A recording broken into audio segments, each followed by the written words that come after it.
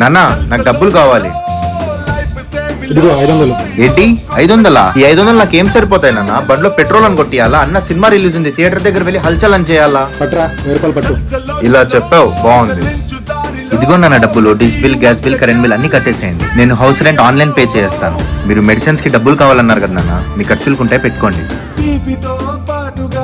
ఇదేందబ్బా బండి స్టార్టే అవ్వట్లేదు.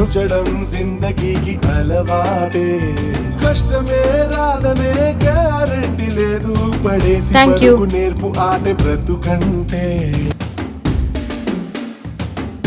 రే మామా, అన్న సినిమా రిలీజ్ రాలే.